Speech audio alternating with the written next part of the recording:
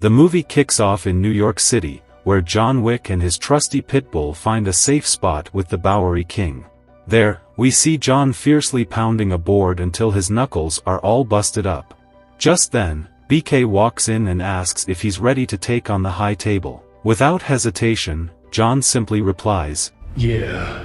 Now, off to Morocco, John's on a horse chasing down the Elder's goons. He kills them and goes straight for the Elder, demanding his precious ring. But surprisingly, John is informed that the ring is gone. John then kills the Elder before leaving. Back in New York City, things get ugly for Winston and Sharon when the Harbinger summons them to meet the Marquis de Graymont, a high-table big shot. The Marquis is furious about John's escape and Winston's failure to off him. So, as punishment, they blow up the New York Continental.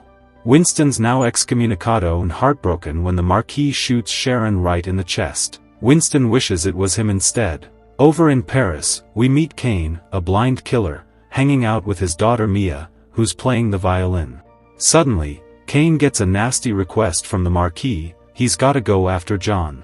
But CAINE's out of the killing game now. The Marquis ain't having it and threatens Mia's life if he doesn't comply. Meanwhile, John's seeking refuge at the Osaka Continental, run by his old buddy Shimazu Koji, where his concierge is his daughter Akira. She's not so thrilled about John being around, and trouble comes knocking when Chitty, the Marquis' enforcer, shows up with his killer squad to take out John. In response, Koji's loyal crew confronts the high-table assassins in a thrilling battle that erupts beneath the cloak of darkness, armed with an arsenal of arrows. As the rival hitmen advance to the rooftop, John swiftly arms himself and seamlessly slips back into his lethal skill set.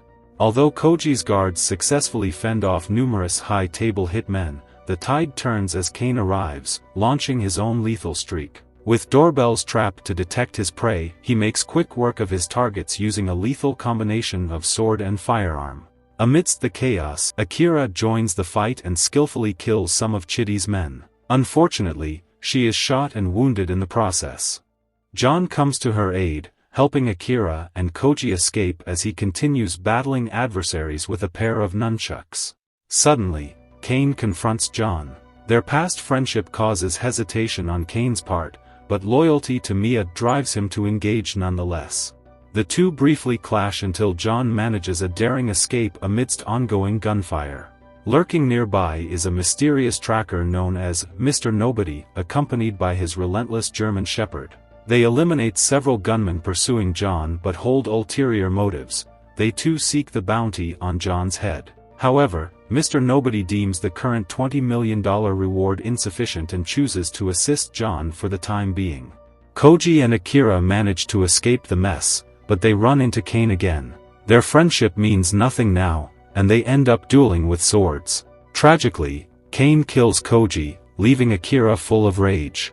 She confronts John at the train station, blaming him for her father's death and demanding he takes out CAINE or else. Winston and Bowery King know they're at risk because of their connection to John. Meanwhile, the Harbinger talks to the Marquis about the Osaka Continental disaster. Mr. Nobody then pays a visit to the Marquis and wants a $23 million contract to kill John. In response, the Marquis impales his hand and forces him to decide between pulling the knife out and taking his hand out to examine his intentions. Mr. Nobody takes his hand out, cutting between his fingers, and the Marquis agrees to comply. John meets with Winston at Karen's grave and expresses his condolences. To get free from the high table, John needs to face the Marquis in a legendary duel, something no one's ever done before. The only way he can do it is with the help of his family, the Ruska Roma, who are seriously mad at him. So, with no other choice, John heads to Berlin to make amends and ask for their support. There, John gets a rough welcome, with a shotgun blast and a noose around his neck. Katya, his adoptive sister, is ticked off because John's actions led to her dad's death, but he's ready to make things right and offers his help. In return, Katya sends him on a mission to take down Killa, the German high-table member who killed her father. John heads to Killa's nightclub, where CAINE and Mr. Nobody also show up.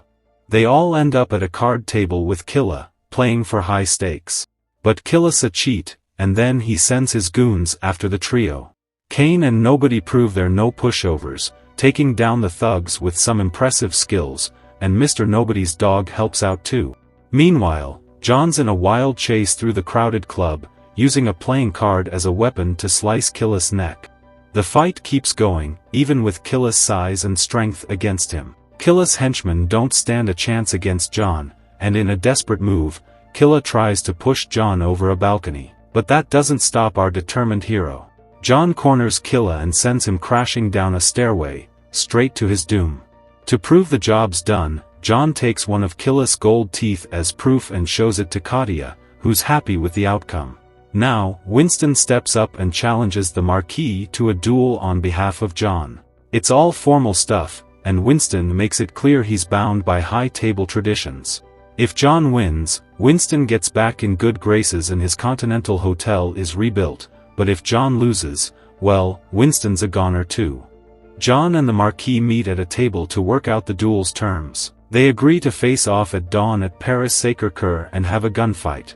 If either of them doesn't show up, they're toast. CAINE becomes the Marquis' second, and if he kills John, CAINE gets his daughter back. Next, John visits a church to pay respects to Helen's memory. CAINE shows up, and they have a heart-to-heart chat. After that, John gets hooked up with some upgraded gear from Winston and Bowery King. Now, the Harbinger warns the Marquis that killing John could lead to chaos in the High Table. To stop John from reaching the Sacré-Cœur on time, the Marquis sends Chitty and his crew after him. Plus, a big bounty is announced for whoever takes down John before sunrise. John's journey to the Sacré-Cœur is brutal. Assassins are everywhere, and he's in a wild chase, using everything in his path to stay alive. Nobody even joins the action, demanding a higher payout from the Marquis. Ultimately, he agrees to a staggering $40 million contract, attracting even more eager and ill-fated hitmen. After a relentless pursuit, John reaches the majestic steps of the Sacré-Cœur, eliminating several assassins in his path. Out of nowhere, Chitty appears and sends John tumbling back down with a powerful blow. Just in time, CAINE arrives to assist John in his quest to conquer the summit, taking down Chitty's henchmen as they ascend together. Nobody joins the party too, and they finish off Chitty with a bang.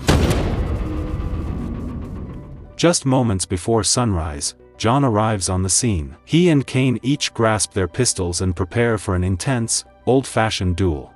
They exchange shots, each hitting the other twice. In the third round, CAINE lands a shot in John's gut, yet John refrains from firing.